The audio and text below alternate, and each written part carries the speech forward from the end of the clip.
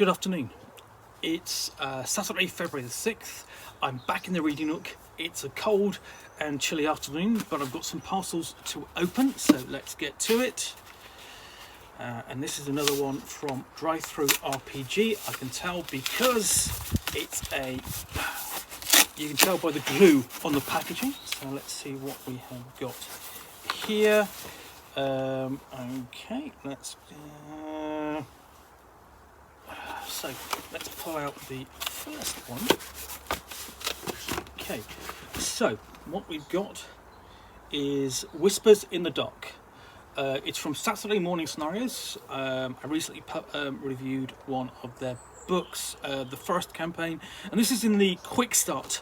These are the Quickstart Rules. It's a table role-playing game of investigative horror, leveraging the 5th edition of rules for the world's most popular role-playing game.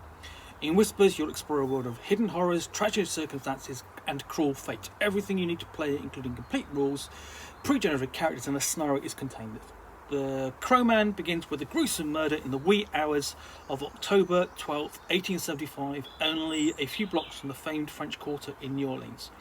The investigators find themselves drawn into the machinations of a shadow society intent on calling forth a power of ineffable evil.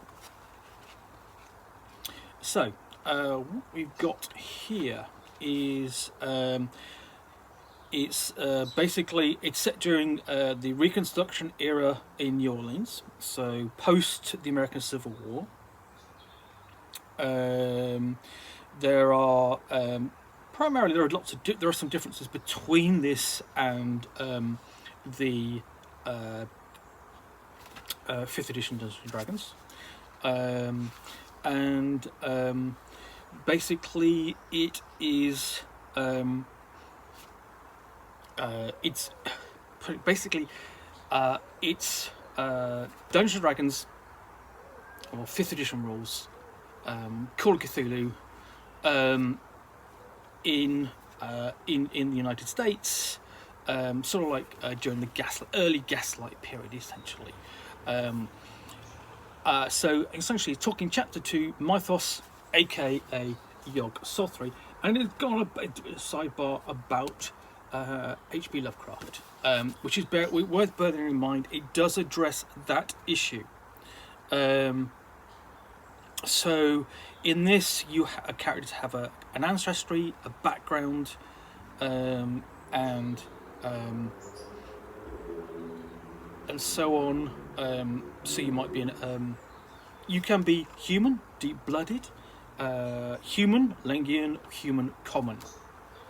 But then you go on to backgrounds: antiquarian, artisan, dilettante, doctor of medicine, journalist, soldier, and so on. It does include feats. Where are we? You've got equipment, damage, healing, and rest. Short chapter on magic, and then we go on to madness and sanity. This is quite a lengthy section, obviously, because you are dealing with the mythos. And for the most part, the artwork is pretty good. That probably stands out. I mean, the book is in full colour, but again, that's a little bit odd in comparison with the rest of the book. Most of it is in this style, which is more subtle.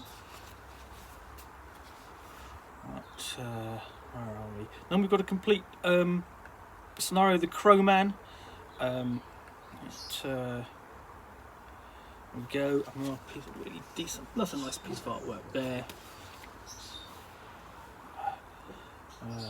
Basically, so you could play through this and get a taste of what the game is like.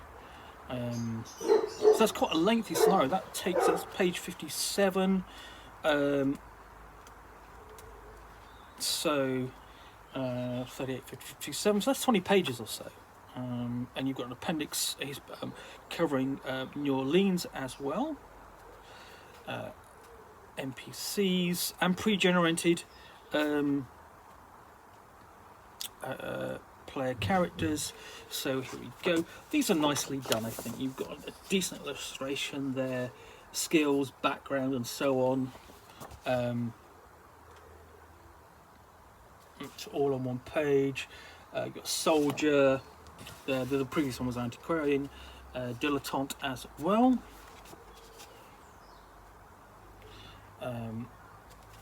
So where are we?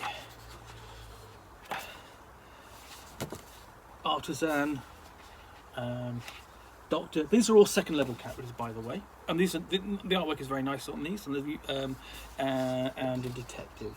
And you can tell from all of those they've got different backgrounds. They're quite diverse.